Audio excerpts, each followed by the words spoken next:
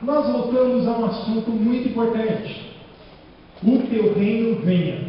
E nesta noite nós vamos falar um assunto, não que seja mais importante do que os outros, mas ele nasce no coração de Deus e ele tem que percorrer pelo meio da igreja como a vida da igreja, como aquilo que dá energia para a igreja, aquilo que faz a igreja respirar. E isso é proclamação. Como assim proclamação, pastor? Simples. Proclamar a verdade acerca do Evangelho de Jesus. Nossa vida como igreja tem que ser movida, tem que ser alimentada por meio da palavra de Deus. E por causa da palavra de Deus, nós precisamos proclamar quem é Jesus, o Rei dos Reis e Senhor dos Senhores.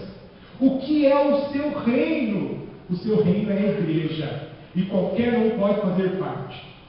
Como assim qualquer um? Qualquer um que tome a sua decisão por entregar a vida ao senhorio de Cristo Jesus.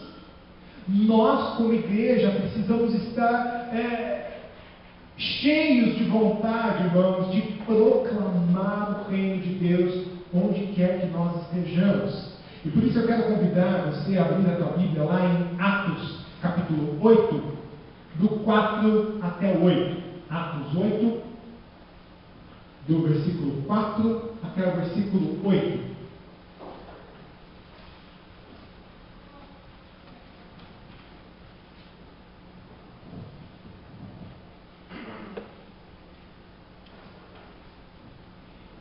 Mas eu sei que você está abrindo com a Bíblia aí, isso vale muito bem como exercício, mas eu queria que você olhasse para lá. Vai ser basicamente a mesma coisa que você vai ler aí na sua Bíblia, mas nós vamos ler todos juntos. Vamos fazer esse exercício hoje, tá bom? E eu queria que você lesse com disposição, tá bom? Lesse com disposição. Vamos lá? Os que haviam sido dispersos pregavam a palavra por onde quer que fosse, indo Filipe para uma cidade de Samaria, ali eles anunciavam o Cristo. Quando a multidão ouviu Filipe e viu os sinais e miraculosos que ele realizava, deu unânime atenção ao que ele dizia. Os espíritos imundos saíram de muitos, dando gritos, e muitos paralíticos e mancos foram curados. Assim houve grande alegria naquela cidade. Vamos repetir todos o versículo 8? Assim houve grande alegria naquela cidade. Vamos orar mais uma vez? Pai, está diante de nós a tua palavra e nós queremos recebê-la com alegria no nosso coração. Por isso, Deus, abre o nosso entendimento, abre, Senhor, o nosso coração, e que nós levemos a nossa mente cativa ao Senhor, para que o Senhor fale conosco, Deus. Que não seja um homem algum, ó Deus, falando ao nosso coração, mas seja o Senhor promovendo transformação, curas e milagres na nossa vida. É a nossa oração em nome de Jesus. Amém. A grande marca do livro de Atos, Atos todo, tá bom? O livro todo de Atos, a grande marca é justamente a expansão do reino de Deus. Nós vamos ver que em Atos 2, o povo de Deus é concentrado e todos eles que estão ali reunidos, 120 pessoas aproximadamente, 120 pessoas recebem o Espírito Santo e o Senhor Jesus une essas pessoas, mas divide as línguas delas. Como assim divide as línguas? Elas começam a falar em outros idiomas, e esses outros idiomas eles servem para alcançar outras pessoas. Então nós vemos a proclamação no livro de Atos, desde o comecinho, quando Jesus fala: vão e anunciem, vão por todo mundo, a começar de Jerusalém, vocês estão em Jerusalém, vão pela Judéia, ou seja, como se fosse o estado, com uma localização ainda maior que abrangia Jerusalém, e Samaria, ou seja, a vizinhança. Samaria, inclusive, era a cidade ou a localidade em que Os judeus não se davam muito bem. E olha o que Jesus faz. Não se compara, irmãos. Não se compara. Mas é como se fosse vocês, brasileiros todos que estão aqui reunidos nessa noite. Vão até a Argentina e proclamem a vontade de Jesus. Tem gente que tem ogiva, né? Só em pensar em falar. Eu sei que talvez você não pense assim. Eu, por exemplo, não penso. Mas vamos pensar assim. Veja só, judeus e muçulmanos. Judeus em Jerusalém e árabes em Jerusalém. Você sabe que Jerusalém hoje é dividido entre os bairros judaicos ou judeus, israelitas, e os bairros palestinos, onde os palestinos são árabes. São pessoas que têm por religião o islamismo. O equivalente, se vê guerra o tempo todo acontecendo naquela região, o tempo todo carro bomba, e mulher bomba, e homem bomba, e bomba aqui, bomba de lá. Pois é, eles choveiam mesmo.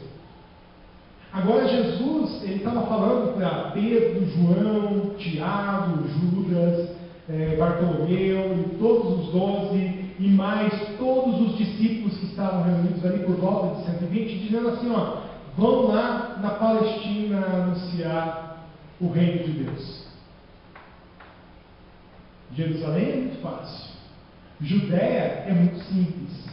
Agora Samaria, nem pensar. Mas depois de Samaria ainda vem os confins da terra. E eles não tinham nem ideia o que eram os confins da terra.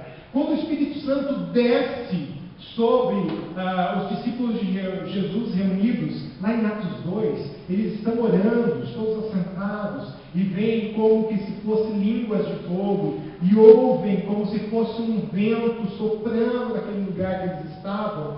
O Espírito Santo enche aquela casa e enche a vida das pessoas, e eles começam a anunciar em idiomas que se falavam até 420 quilômetros de distância de Jerusalém. E 420 quilômetros de distância, naquela época, era muito longe. Era muito longe. Proclamação é uma das grandes marcas do livro de Atos. Nós somos alcançados pela graça de Jesus porque nós recebemos a proclamação da palavra. Verdade ou mentira? O que você acha? Ou você se converteu porque você sentiu um negócio dentro da sua casa, sem ninguém falar nada, você estava lá quietinho e Deus falou com você, venha para a igreja. Foi assim que aconteceu? Não. Porque não é assim que acontece. A expansão do reino, ela está atrelada, ela está ligada à proclamação. Talvez você recebeu um panfleto. Hoje, nos nossos dias, eu vou dizer para você, é muito difícil que alguém receba um panfleto e vá a uma igreja. Porque igreja tem na televisão, igreja tem na esquina, igreja tem do lado da tua casa. E você vê a vida daqueles crentes e não quero isso para mim. Eu não quero ser como eles. Mesmo que você tenha um panfleto, coisa mais linda do mundo, dificilmente você vai para uma igreja por causa de um panfleto. É claro, talvez haja alguém aqui que recebeu um panfletinho e esse panfletinho falou ao teu coração, mas é muito difícil. Mas eu vou dizer para você, 99,9% dos crentes, dos discípulos de Jesus, eles são alcançados através de uma única palavrinha.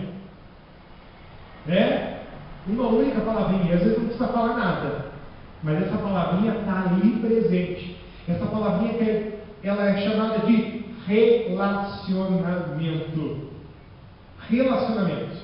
Ninguém vem em uma igreja porque eu estou com vontade de ir e hoje eu estou sentindo que Deus está me chamando para ir lá, eu estou ouvindo a voz de Deus me chamando para ir. Não. Talvez alguém venha na igreja dizendo, passei por aqui e tive vontade de entrar, mas ela já ouviu falar de Jesus.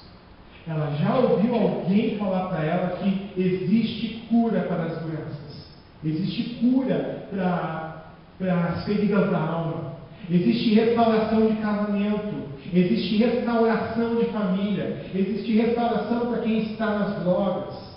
E isso só através de Jesus Cristo.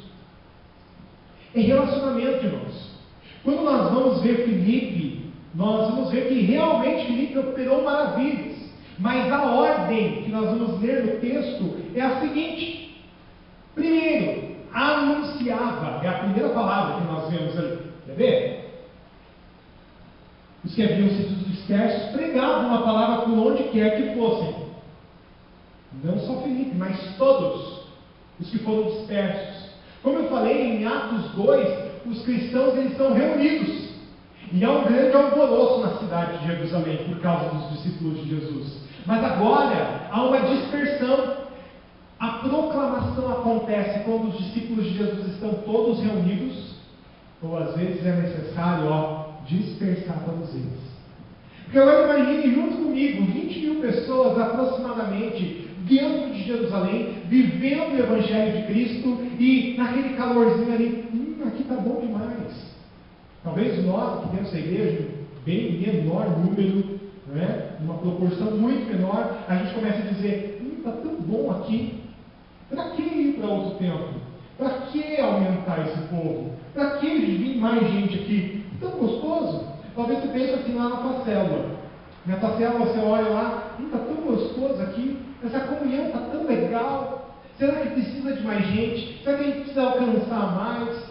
É tão gostoso estar aqui. Eu acredito que os discípulos de Jesus estavam nessa situação. Num clima bom, num clima gostoso. E se nós formos ver no capítulo anterior, a palavra vai nos dizer que havia paz em Jerusalém. Havia paz em Jerusalém. Eles desfrutavam um momento de paz. Para que então ir por todo mundo e pregar o Evangelho a toda criatura? Por que aceitar a convocação do Senhor Jesus e proclamar a palavra? Deus usa os seus métodos. E nem sempre os métodos de Deus para a sua vida e para a minha vida são os mais gostosos. A palavra de Deus diz que é bom, perfeito e agradável. A vontade de Deus é sempre boa, é sempre perfeita, é sempre agradável. Mas nem sempre é agradável para nós. Não é assim? Às vezes você está tão confortável, mas Deus vem lá e mexe onde você não queria que Ele mexesse. Não, aqui não, Senhor. E provavelmente foi isso que aconteceu com os discípulos. Eles estavam ali, 20 mil pessoas aproximadamente, todos vivendo em paz. De repente, Jesus lembra para eles: escuta, eu não falei para vocês irem até a Samaria? Vocês não estão nem arredando o pé de Jerusalém. Vocês nem estão saindo da Judéia. Vocês precisam ir por todo mundo. E agora, então, nós vemos no capítulo 8 que há uma dispersão. Veja comigo lá. Aos que haviam sido dispersos, pregavam a palavra por onde quer que fossem. Se nós formos ver o início desse texto, a partir do versículo 1, nós vamos ver que começou uma grande perseguição aos discípulos de Jesus. Por isso eles começaram a fugir. E só ficaram em Jerusalém os 12 apóstolos. O resto tudo foi disperso. É claro, ficou um remanescente da igreja ali, mas a grande maioria foi dispersa. Agora Filipe vai até a Samaria. E nós vamos ver que a primeira coisa que Filipe faz quando chega lá é anunciar a palavra. Quer ver comigo? E indo Filipe, versículo 5, indo Filipe para uma cidade de Samaria, ali ele lhes anunciava o Cristo. Então a primeira coisa que Filipe faz é anunciar. Ele não tem outro jeito de anunciar a Cristo senão por relacionamento. Pastor, mas ele pregava a palavra assim, numa praça pública. Não tem outro jeito, tem que se relacionar com essas pessoas. Ou quem é que ouve alguém falando e gritando numa praça pública? Você já viu alguém rodeando uma pessoa gritando numa praça pública hoje? Sim ou não? Quando você vê lá um cara com uma Bíblia na mão, numa praça pública, quantas pessoas estão em volta dele? Poucas ou nenhuma. Porque não funciona, irmãos. Precisa de relacionamento. Eu aposto que Filipe, ele passava de casa em casa falando: olha, vem para ouvir a mensagem. Eu tenho um negócio para falar para vocês. Quando nós vamos ver o apóstolo Paulo, por exemplo, lá nos capítulos posteriores de Atos, nós vamos ver que o apóstolo Paulo ia todo sábado na sinagoga. E lá na sinagoga, o que ele fazia? Anunciava, proclamava. Eu acredito que no final daquele culto na sinagoga, Os judeus iam para ele: o que é isso que você está falando? Quer ouvir mais? Vamos para trás. Relacionamentos, não tem outro jeito. Não tem outra forma de você proclamar a palavra de Deus. Então, primeiro, proclamar o relacionamento em si. Segundo, eles ouviram. Aí sim, em terceiro, eles viram. Primeiro, eles tiveram que ouvir. Depois, eles tiveram que ver. Aí sim, eles entenderam no coração, e a Bíblia fala que houve grande alegria em Samaria por causa daquilo que Filipe, o evangelista, fazia. Agora, será que se Filipe não fizesse curas, milagres, saísse voando por lá, por Samaria? Já pensou? Filipe voando. Você não acredita que os discípulos voavam? Eles voavam sim, eles faziam coisas estrondosas, irmãos. Porque a palavra diz prodígios e maravilhas. O que é um prodígio e uma maravilha para você? O que você acha que é um prodígio e uma maravilha? Alguém operar um prodígio aqui hoje, o que você acha que é? Não tem ideia do que é um prodígio? Prodígio e maravilha, não sabe o que é prodígio e maravilha? Não quer arriscar? Hoje ninguém quer falar. Fala aqui então. Opa! Coisa que não se vê todo dia. Ou quase nunca. Ou nunca. Existem relatos, irmãos, de missionários que foram à África e chegando lá tinha gente fazendo mágicas e coisas afins. E eu creio muito nesses relatos. Há um livro chamado O Vinho Novo é Melhor. Eu não lembro o nome do autor, daqui a pouco eu lembro. Mas esse livro é muito bom, tem ele em casa. E ele conta a história de um missionário. E ele estava na África do Sul e Deus incomodando ele para ele ser missionário. Ele abandonou tudo. Thomas, nome do missionário, Thomas. E ele, não, Tom. E ele abandonou tudo para servir ao Senhor. E ele começou a pregar e anunciar, mas não vinha muita gente. Aí Deus deu um sonho para ele. O negócio é o seguinte, meu filho: sonhe grande. E ele começou a sonhar grande. E ele sonhou então com um circo. Mas Deus não deu o circo para ele. E Deus falou para ele: não é por aí. Com o circo você não vai ganhar nada. Aqui não, meu filho. E ele começou a sonhar então, e realmente o sonho do circo era muito grande, mas ele precisava começar de alguma forma, e então ele começou a pedir o poder do Espírito Santo. E ele começou a pedir o poder do Espírito Santo, mas o poder não vinha, irmãos. E o poder não vinha. De repente ele falou: Senhor, preciso de uma estratégia. E ele começou a orar por uma estratégia, e ele começou a descrever a estratégia para o Senhor. Senhor, eu preciso de algo chamativo, algo que chame a atenção, algo que pague o público, algo que as pessoas fiquem olhando e se admirem. De repente estaciona na frente dele um carro vermelho e amarelo. E ele descreve no livro que era o carro ketchup com mostarda. Para na frente dele e falou: Deus, é isso aqui que eu preciso. Preciso de algo para chamar a atenção. E o livro conta que ele andava pela cidade toda com aquele carro. Na verdade, ele cruzou a África nos anos de 1910, 1920, se eu não me engano. E ele cruzou a África com aquele carro.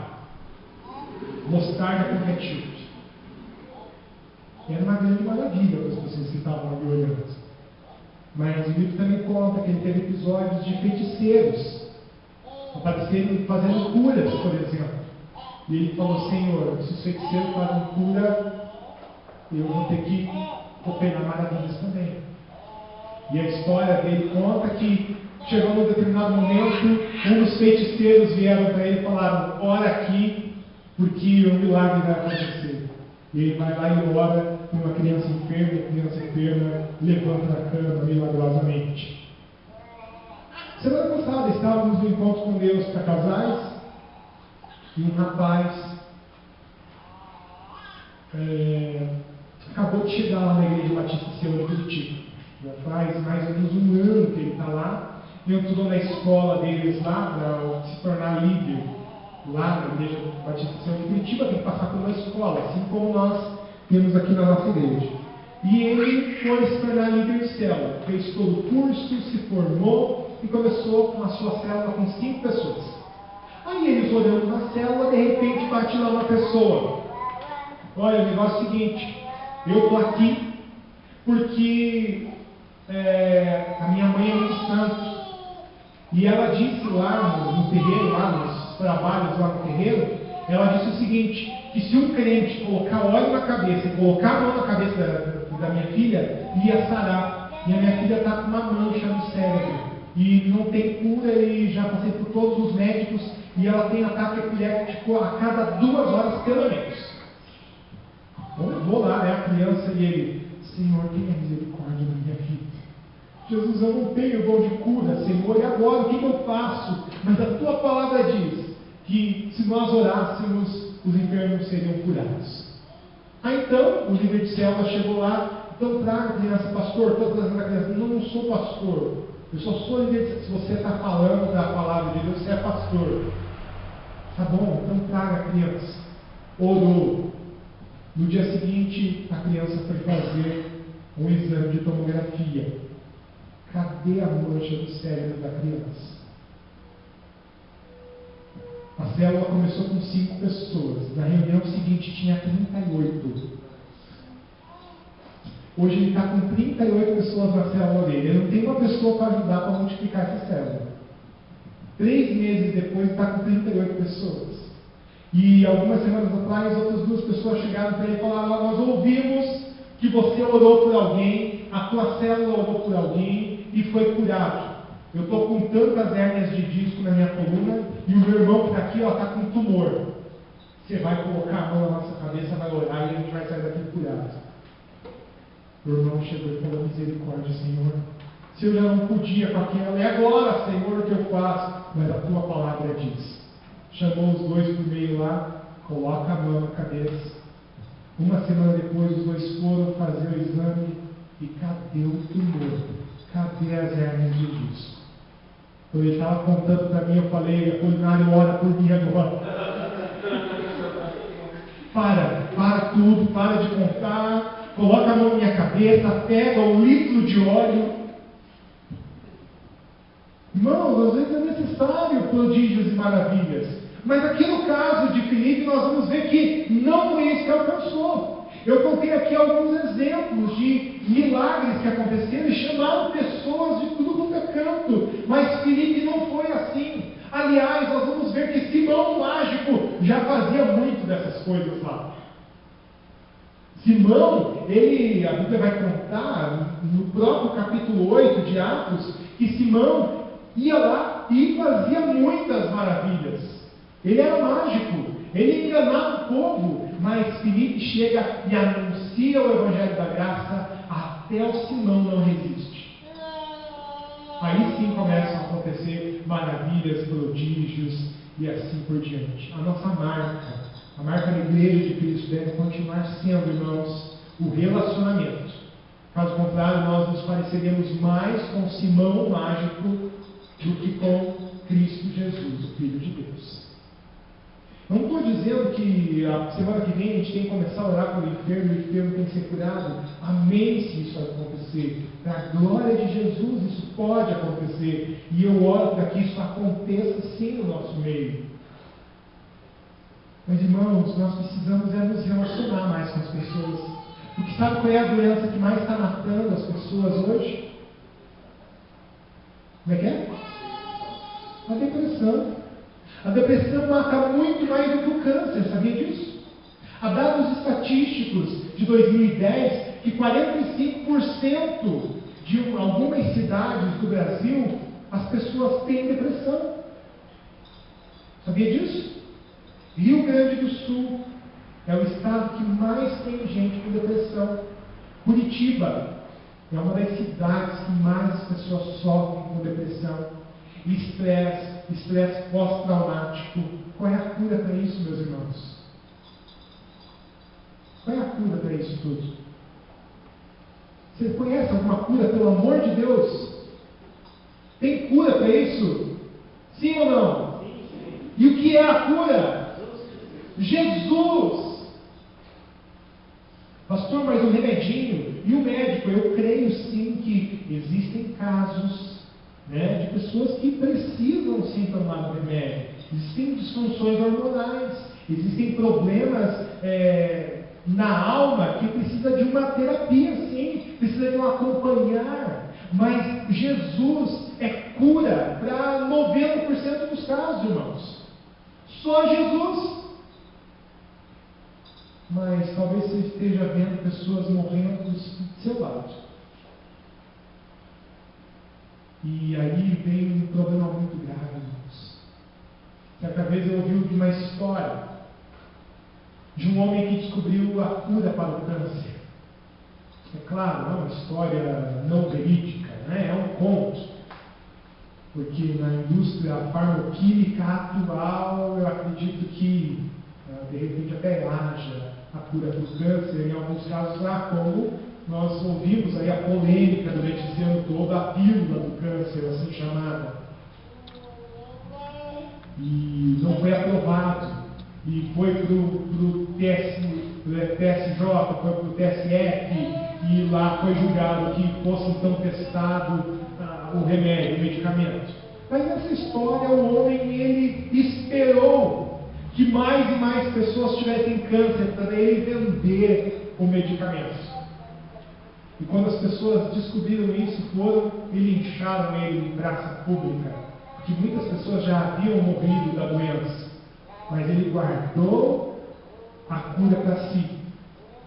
Você já pensou se essa história fosse verídica e você tivesse um familiar com câncer e o teu vizinho tivesse a cura e não quisesse compartilhar? O que você faria? Qual seria a tua postura para com esse vizinho? Pois é, eu vou te dizer que você tem a cura para uma doença muito pior do que o câncer. A doença que mata muito mais do que a depressão. E o nome dessa doença é pecado. E o pecado leva as pessoas para a morte eterna, para o inferno. E você tem a cura para isso. Mas muitas vezes nós nos calamos, nós ficamos em silêncio, nós não proclamamos. Mas existem alguns problemas para nós não proclamarmos. E o primeiro problema é a vergonha. Vergonha. Ah, pastor, eu não posso falar porque eu tenho vergonha. A vergonha é uma arma nas mãos do diabo. A vergonha é um presente que você dá para Satanás. Pastor, mas eu não consigo parar de ter vergonha. Eu vou te contar uma coisa. Eu era uma pessoa, antes de ser um sem vergonha, no bom sentido, é claro, mas eu era uma pessoa muito tímida. Eu era uma pessoa que alguém não podia cruzar na minha frente, que eu já ficava todo sem jeito. Eu tinha vergonha das minhas mãos. Eu não sabia o que fazer com elas. Eu não sabia se eu colocava as mãos no bolso ou se eu andava balançando as mãos. Até que um belo dia alguém chega e fala para mim: nossa, como o teu jeito de andar é esquisito. Você já tinha vergonha das minhas mãos, agora com o jeito de andar, amados irmãos, eu já não queria mais caminhar, eu queria andar de cadeira de rodas. Até que alguém falasse que o jeito de eu andar de cadeira de rodas também era esquisito. Sabe, irmãos, eu tinha muita vergonha. Para falar então, até que um dia eu estava numa reunião na igreja, uma reunião de oração, e vamos cantar, e eu comecei a cantar, mas para mim eu estava cantando assim com o meu coração, eu estava assim com os olhos fechados. Quando terminou aquela reunião, a irmã que era líder do louvor me deu um cutuco, me mandou para o meio da roda e falou: a semana que vem você está no ministério de louvor. Irmãos, misericórdia de Jesus na minha vida. Eu falei: de sangue de Jesus tem poder. Está amarrada essa palavra. Como é que eu vou para frente da igreja? Como é que eu vou? Eu não tenho a mínima condição. Depois eu fiquei com vergonha de falar para ela que eu não tinha condições. E eu fui para casa e comecei a falar: eu não vou para a igreja domingo que vem. Aliás, eu não vou nunca mais para a igreja. Tamanha era a minha vergonha.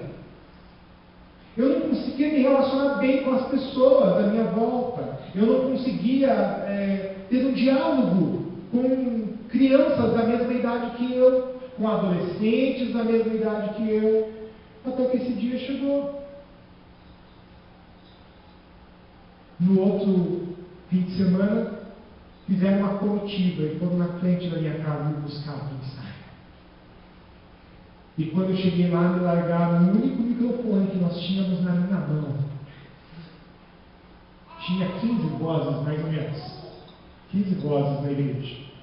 E largaram o microfone todo. Você vai cantar. Meu Senhor. E ela ficava do meu lado. Ficava do meu ladinho. Irmã Karen.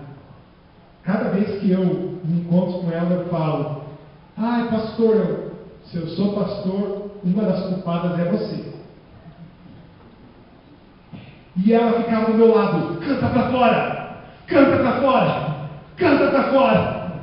E eu, meu Deus, eu não consigo. E a voz do microfone não saía. E ela escutava eu cantando do lado, mas lá nas caixas não saía. Ela: só você tem um microfone, só temos um microfone.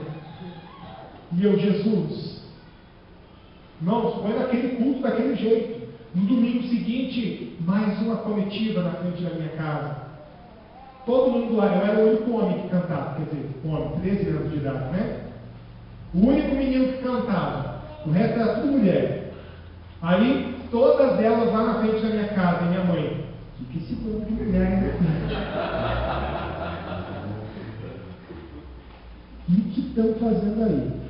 Aí a irmã, lógico, né? Tem a idade da minha mãe. Ela: meu irmão, a gente só veio chamar ele para cantar.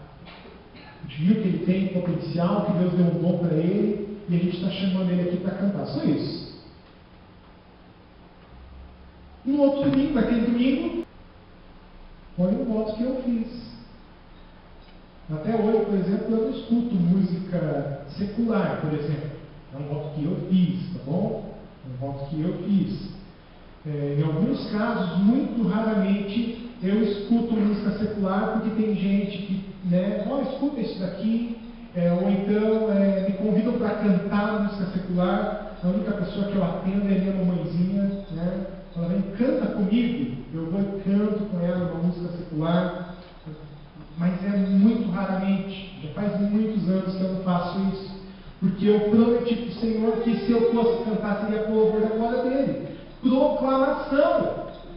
Se você canta, não fica aí sentado. Wagner está ansioso para que você vá lá se apresentar para ele e dizer: Wagner, quero cantar. Você está com vergonha? Não tem problema. Vem com vergonha, vem sem vergonha, faz de qualquer jeito, coloca diante de Deus e mata a vergonha. A vergonha, ela tem duas causas muito importantes. A primeira causa da vergonha é o medo do isolamento. Muitas vezes nós não anunciamos a palavra de Deus porque nós temos medo de sermos isolados pelos nossos amigos, sermos isolados pelas pessoas que nós conhecemos. E é isso, amados, eu tenho que dizer para você: se esse é o teu medo, trate de perdê-lo. Porque se as pessoas ouvirem a mensagem que vem de você e não quiserem aceitá-la, mas quiserem continuar sendo seus amigos, eles são amigos de verdade. Agora, se essa pessoa te ignorar pelo fato de você ter uma mensagem de vida e ter uma mensagem de esperança, essa amizade não vale a pena. Se os seus familiares te isolam porque hoje você professa uma fé e essa fé transpassa a religiosidade humana, porque você crê em Jesus Cristo, você crê que Ele é o Filho de Deus, os teus familiares, na verdade, eles não são dignos da tua presença ali mesmo. Se eles te isolam, diz: pastor, isso é muito sério que o senhor está falando. Eu sei que é sério. Jesus disse isso, que Ele veio para causar divisão, veio separar pais dos filhos e filhos dos pais. Ué, pastor, mas a palavra de Deus não diz que o conselheiro ele ia converter o coração dos pais, dos filhos aos pais? Sim, mas quando a mensagem não fosse incompatível. Porque o próprio Jesus, ele teve essa divisão na sua casa. Nós vamos ver em João que os próprios irmãos de Jesus não acreditavam nele. Maria e os irmãos foram dissuadi-lo.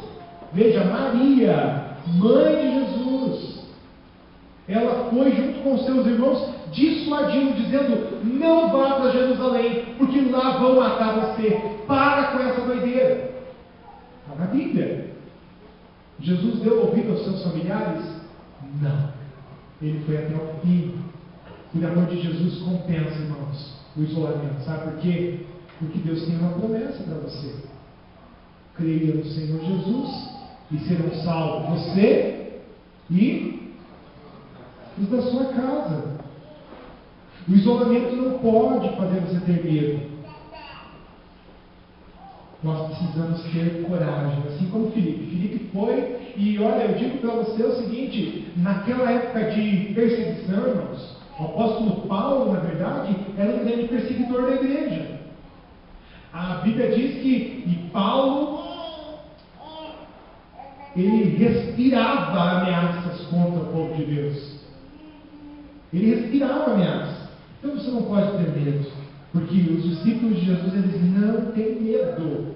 Medo não faz parte do vocabulário de um discípulo de Jesus. Nós não podemos ter medo de perder amigos, nós não podemos ter medo de perder pessoas, porque na igreja nós temos amigos de verdade. Ou deveríamos ter amigos de verdade. Portanto, seja amigo de verdade. A Bíblia fala: oh, mestre, eu não vou te seguir, porque primeiro eu tenho que enterrar meus familiares, meus pais. Jesus diz: deixe os mortos enterrem seus mortos. E depois Jesus vai discutir com os discípulos: mestre, essa palavra é muito dura. E Jesus diz: vocês estão com medo? Vão vocês também embora. Porque quem tem problema assim não é digno de me seguir. E Jesus vai dizer para os discípulos o seguinte: quem vier me seguindo, eu digo o seguinte, que vai ganhar muitos pais, muitas mães, muitos irmãos. A família de Deus é isso, irmãos. É ter muitos pais, muitos amigos, muitos irmãos. Se você ganha essa pessoa para Jesus, essa pessoa pode se tornar teu amigo, o teu melhor amigo, o teu irmão. Segundo, preguiça. Outra coisa que nos afeta muito, irmãos, é a preguiça. E a preguiça, ela está muito atrelada com o cansaço. Já percebeu isso? Ah, hoje eu acordei com uma preguiça, acho que eu não vou fazer nada. Mas você consegue ficar sem fazer nada? Eu vou fazer agora uma pergunta para mulheres. Homens, não se intrometam nessa pergunta, tá bom? Porque nós não temos condição de responder essa pergunta. Mas a mulher, tá bom? Você que está aí com a sua esposa do lado, dá uma olhada para ela, e diz: eu reconheço. Antes de eu falar, tá? Porque depois que eu falar não adianta. Fala dela. Seja macho, seja homem. Eu reconheço, tá bom? Até porque eu vou falar agora. Mas a mulher, ela chega em casa com preguiça. Né? Ela trabalhou o dia todo, teve aquele dia atribulado, ela chega em casa com preguiça. E ela diz: vou ficar sem fazer nada, porque estou com preguiça. Mulher, me responda com muita sinceridade no seu coração. Você consegue?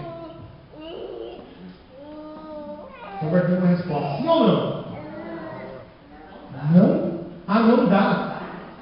Não tem essa opção, Jaque. Não tem essa opção. Às vezes eu falo para Evelyn: para agora. Agora para. Agora já deu. Qual é a resposta dela para mim? Não dá. Não posso. Não tem condição. Mas tem homem também que é assim, não para nunca. Né, Alessandro? Tipo, sai de um serviço, vai para outro serviço, tem que sustentar a casa, tem homem que também é assim, não para nunca. Se parar, parece que vai ter um perisseco. Parece que vai morrer. Irmãos, as nossas atividades, elas fazem a gente ficar com preguiça. Tem dois motivos para isso. O primeiro motivo que a gente não para E Deus falou para a gente parar. Quando que é para parar? No domingo? Quem foi que disse? Quando nós olhamos para a Bíblia, nós vemos a lei do Shabat, ou a lei do sábado. Sábado, na verdade, vem da palavra Shabat, do hebraico. E essa palavra quer dizer descanso. Shabat, do hebraico, quer dizer descanso.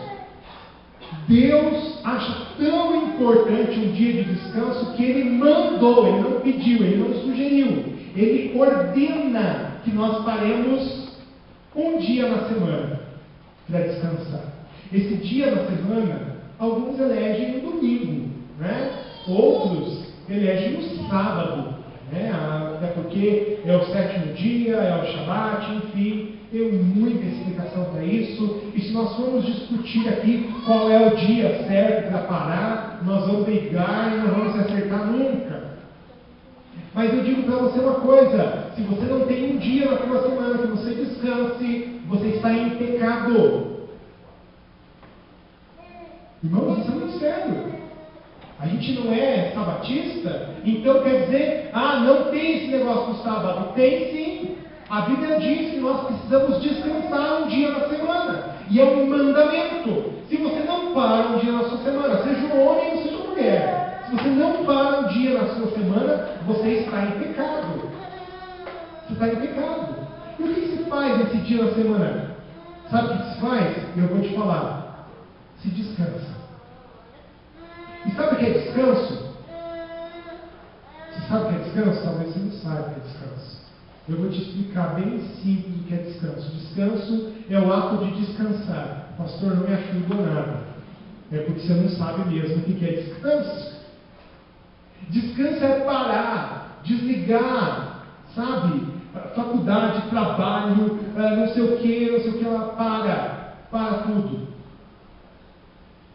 Talvez você diga para mim, pastor, certa vez disseram para Jesus, o doente, cure-se a si mesmo. Eu tenho problema com o descanso. Tenho problema, assumo. Às vezes chega lá em casa e eu descanso quando eu apago. Aconteceu sexta-feira agora. Eu estava ali na adrenalina e teve encontro semana passada, então eu não tive o sábado. O meu descanso da minha família é sábado. Porque descanso não é só ficar sem fazer nada, tá bom? Descanso é o dia que você separa para descansar, não fazer nada, ou fazer alguma coisa que deixe a sua cabeça livre. Ir no parque, ir passear, ir andar de bicicleta. Pastor, cansa demais. Pois é, mas às vezes a tua mente precisa descansar. E ele não tem desculpa a preguiça. Preguiça de servir a Deus. Existem pessoas tão atarefadas que não têm um dia nem para servir a Deus. Pastor, eu não posso, porque tenho trabalho na faculdade, tenho trabalho disso, tenho trabalho daquilo outro, tenho a minha louça, tenho a minha roupa, tenho não sei o que, tenho não sei o que lá, e faço isso e faço aquilo. Está em pecado. Está em pecado. Porque eu não tenho que ter um dia na semana para servir a Deus, mas todos os dias. Mas um dia eu tenho que parar e dizer, hoje é o dia de servir ao Senhor. Hoje é o dia de ir na comunhão dos santos. Hoje é o dia de parar tudo, porque o universo não gira ao meu redor. Tem gente que pensa que é assim, gente. Que o universo todo gira ao seu redor. Se ele parar, vai cair as estrelas do céu, o mar vai ficar revolto. Isso é pecado. Isso é assemelhar a Deus. Você não é o centro do universo. Quem é o centro do universo é o Senhor Deus. A Terra mesma não é o centro do universo, amados. Durante séculos se pregou que a Terra era o centro do universo, e hoje nós sabemos que o universo nem centro não tem. Porque o centro é o Senhor. Não tem um meio do universo, porque alguns dizem que o universo é infinito, que ele vai se expandindo. Outros dizem que, como Deus criou o universo, a gente não sabe qual é a medida, então também não compensa ficar discutindo a respeito disso. Então você não é o centro do universo. Vai morrer de fome, o pessoal aqui em casa vai morrer de fome. Inventa alguma coisa. Sabe que os israelitas, eles trabalhavam 6 dias no deserto. Todos os dias eles iam, recolhiam o maná, que era o pão que descia do céu, uma chuva de pão, e na sexta-feira, o que acontecia com os israelitas? Eles deviam recolher quanto? O dobro. Por quê? Porque sábado não podia. Aí tivemos espertinhos, e o que acontecia? Iam lá e na segunda-feira, vou lá, vou correr, aí eu pego 2, amanhã eu não preciso ir buscar. O que aconteceu na tarde? Apodrecia. E tinha outros espertinhos que chegavam na sexta-feira e falavam: muito trabalhoso, vou só recolher para hoje. Amanhã a Deus pertence. Chegava no sábado, o que acontecia? Passava fome. Então, gente, trabalhar é assim. Agora, tem outro problema. Para nós não anunciarmos, não proclamarmos a palavra de Deus, a vontade do Senhor. É a falta de prioridade. Tem gente que prioriza tudo nesse mundo, mas não prioriza o reino de Deus e a sua justiça. E vivem correndo atrás do dinheiro, vivem correndo atrás do sustento. Irmãos, isso é tão pecado quanto qualquer outro pecado. Porque quando nós confiamos na força do nosso trabalho, as coisas não vão para frente. Eu tenho falado aqui com os nossos líderes. Tenho falado aqui com os nossos líderes sempre. Cuide das coisas de Deus, porque Ele vai cuidar das coisas de você. Tenho falado isso, Valmir? Tenho falado. Semanalmente a gente conversa, né, Valmir? Como é que está lá o trabalho? Está conseguindo? Como é que estão as contas? Como é que está lá o serviço? Tem serviço? Amém. Glória a Deus. Tem, pastor. Deus está sustentando ou não está, Valmir? Tá. Mas não tem crise no Brasil? Mas quem trabalha, irmãos, trabalha para o Senhor. Quem trabalha no reino, trabalha em primeiro lugar para Deus e pela sua justiça. E todas as coisas que nós precisamos são acrescentadas diariamente. Eu já contei aqui algumas semanas atrás de uma experiência que nós tivemos. Nós não tínhamos um determinado dinheiro. Eu precisava pagar um laudo pericial.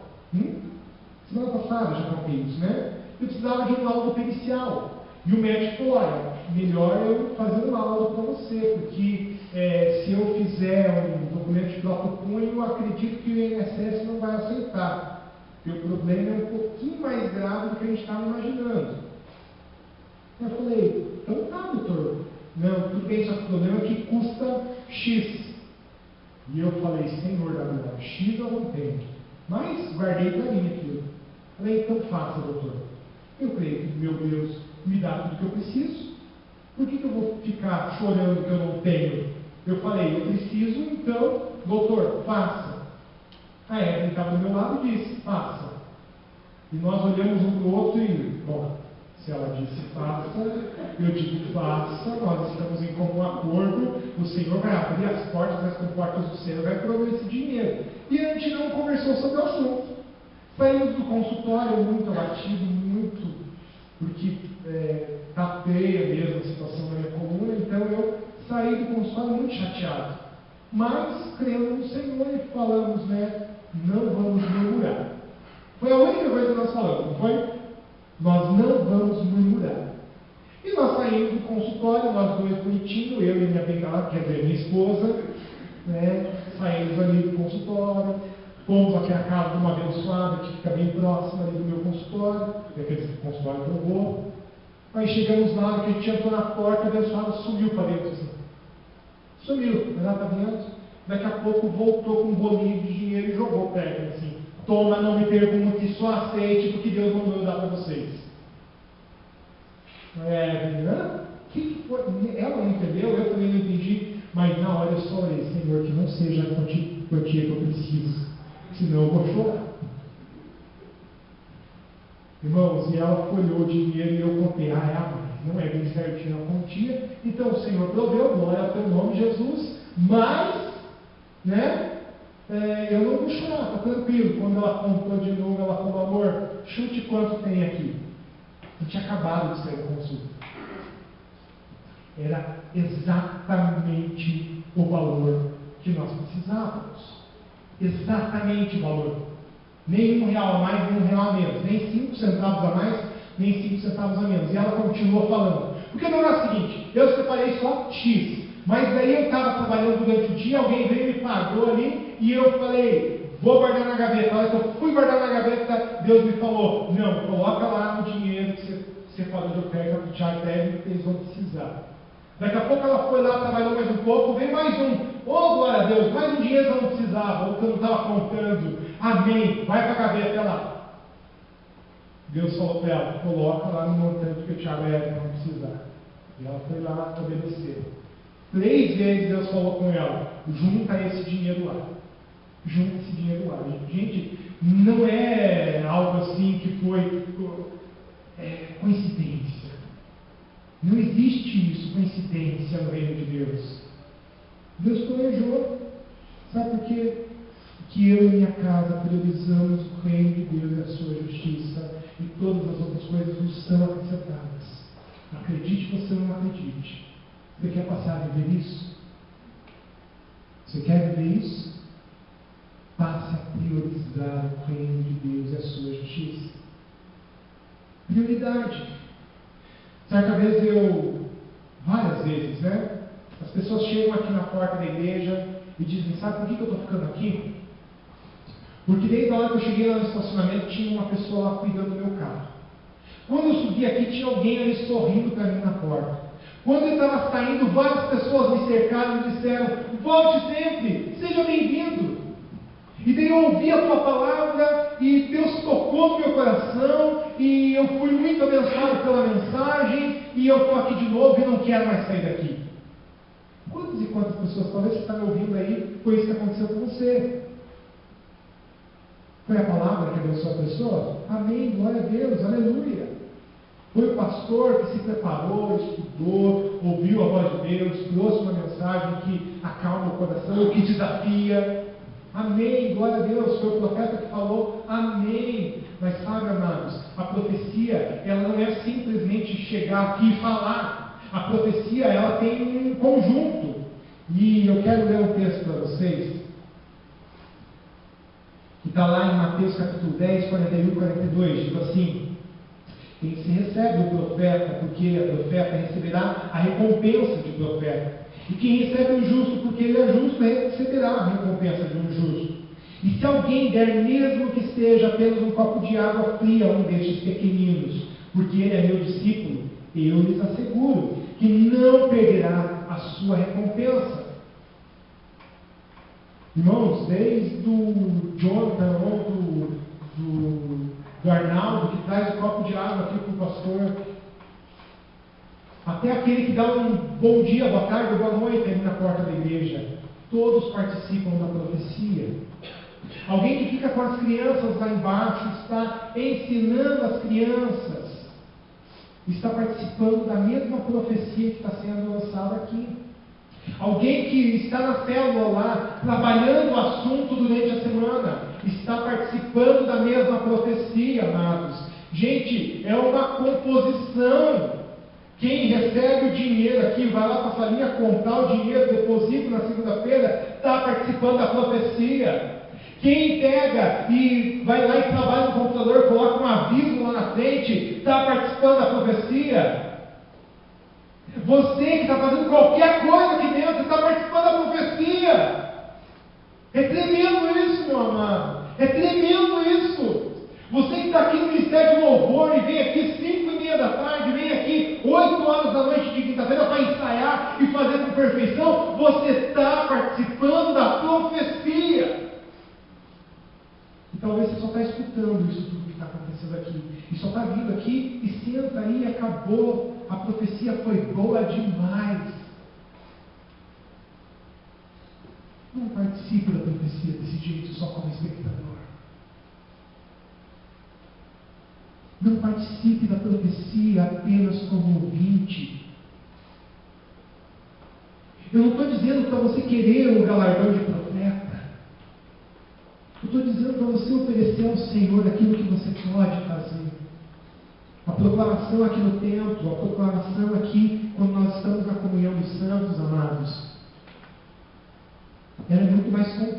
que a pregação da palavra é pela frente. A proclamação da palavra de Deus, ela se dá desde o início do culto, ou durante a semana pelas pessoas que estão se preparando para isso.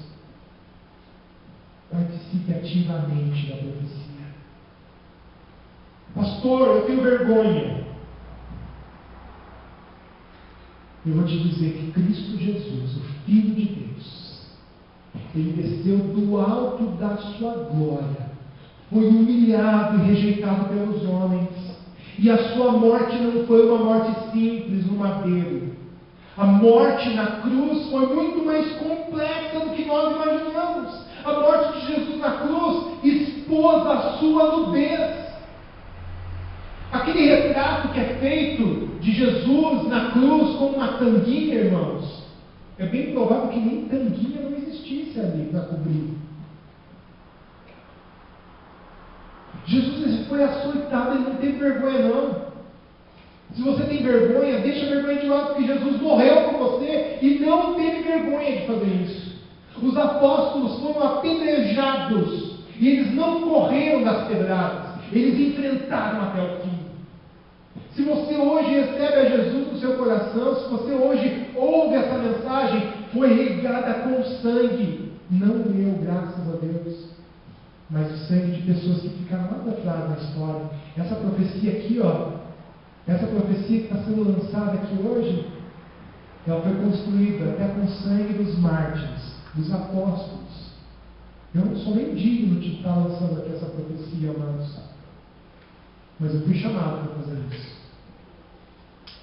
E eu faço sem vergonha nenhuma hoje, porque eu entendi que eu preciso proclamar. Proclame Jesus lá no teu trabalho, proclame Jesus na faculdade, proclame Jesus na tua casa, nos teus parentes, na tua célula, onde quer que você esteja. Viva Jesus onde quer que você esteja, mas não deixe de participar da profecia que é feita aqui nesse tempo.